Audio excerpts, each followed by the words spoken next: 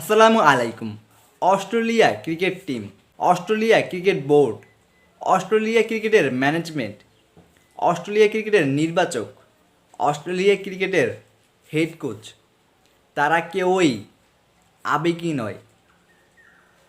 এবং তারা কেউই আবেগী নয় বলেই তারা ক্রিকেট বিশ্বের সবচেয়ে শক্তিশালী দল এবং বিশ্বকাপের মঞ্চে সবচেয়ে বেশিবার চ্যাম্পিয়ন হওয়া দল এই অস্ট্রেলিয়া, যাদের কাছে রয়েছে অগণিত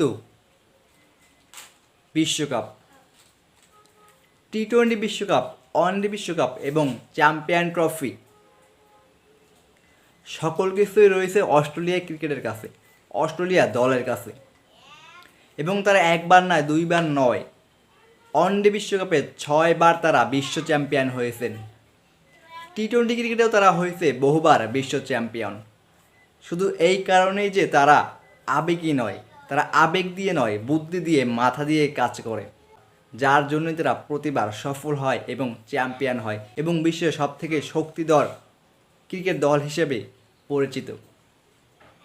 তারা অনেকেই হয়তো জ্যাক ফ্রেজারের নাম শুনেছেন, যিনি কিনা অস্ট্রেলিয়ার তরুণ উদীয়মান একজন ব্যাটসম্যান, যিনি কিনা এবার 2024 আইপিএলে দিল্লি ক্যাপিটালসের হয়ে খেলতেছেন এবং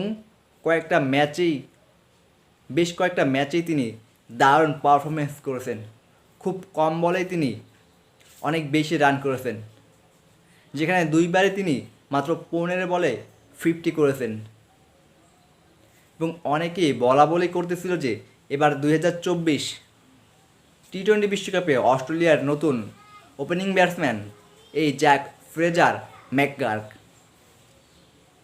কিন্তু না, এই 2-4টা ম্যাচের পারফরমেন্স দেখে অস্ট্রেলিয়া ক্রিকেট বোর্ডের ম্যানেজমেন্ট এবং কোচরা, নির্বাচকরা আবেগী হয়ে পড়ে নাই এবং তাকে বিশ্বকাপের স্কোয়াডে রাখেনি। অভিজ্ঞতাকে প্রাধান্য দিয়েই তারপরে বিশ্বকাপের স্কোয়াড ঘোষণা করেছে অস্ট্রেলিয়া ক্রিকেট বোর্ড, অস্ট্রেলিয়ার নির্বাচকরা। যেখানে আবার জায়গা পাননি স্টিভেন স্মিথ, কারণ তিনি টি-20 ক্রিকেটের জন্য পারফেক্ট নয়, মানানসই নয়, যার কারণেই তাকে টি-20 বিশ্বকাপের স্কোয়াডে রাখা হয়নি।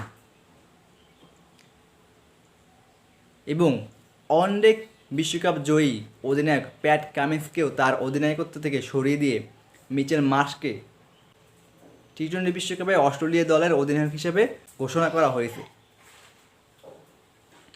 কারণ অস্ট্রেলিয়া ক্রিকেট বোর্ডের ম্যানেজমেন্টরা, নির্বাচকরা, তারা মাথা দিয়ে, বুদ্ধি দিয়ে কাজ করে, তারা আবেগ দিয়ে নয়, যার কারণে তারা প্রতিবার চ্যাম্পিয়ন হয় এবং সফল হয়।